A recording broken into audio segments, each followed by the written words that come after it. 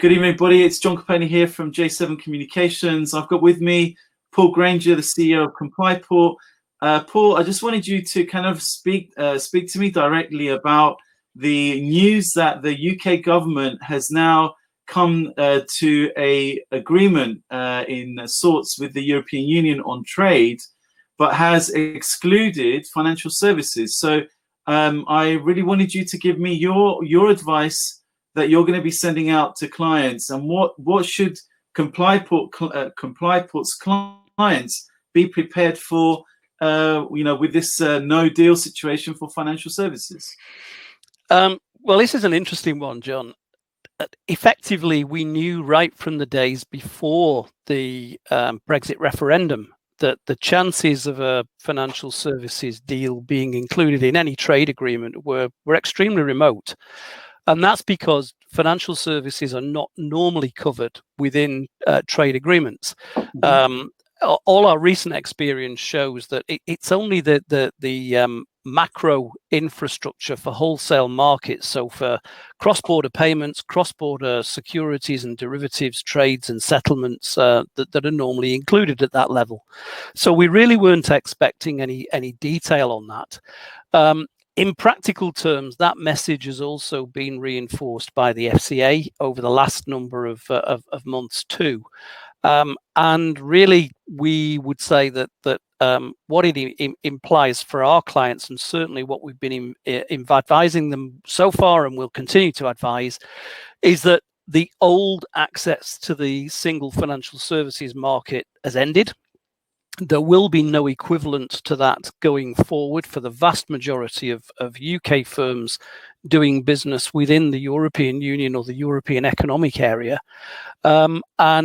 Effectively, any firm wanting to do business within an EU territory needs to check the position locally with legal advisors or with the local regulators and make sure that they have the relevant permissions to do business in the state, or at least confirm that activity doesn't require regulation in that state. Okay. Now, I mean, just to be really clear and simple now, if you are a financial services company that currently operates out of London and has got a product that they are marketing across the single market at the moment, I mean, what practically can Complyport do to allow them to continue doing their business as normal? What is it that you guys, your consultants and your teams are, gearing up to assist them to do this?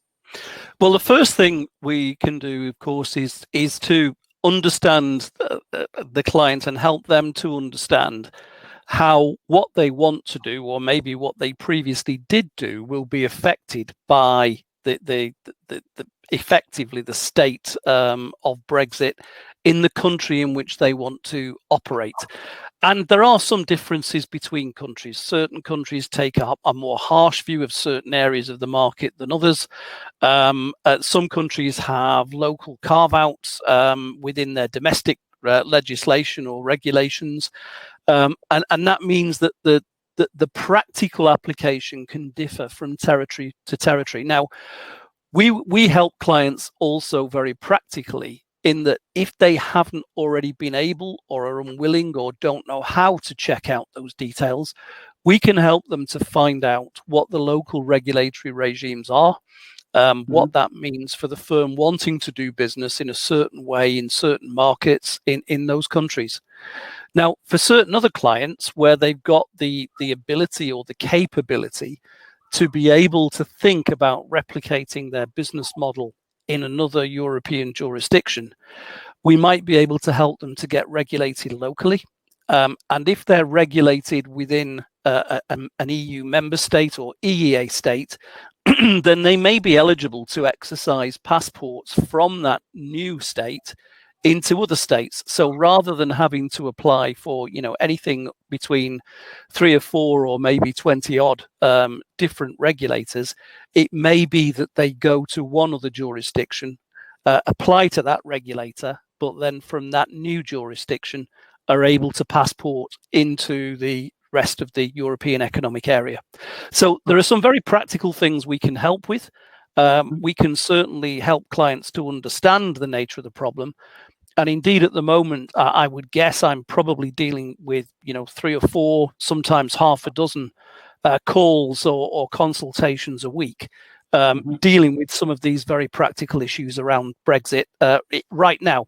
Before the transition period's even ended.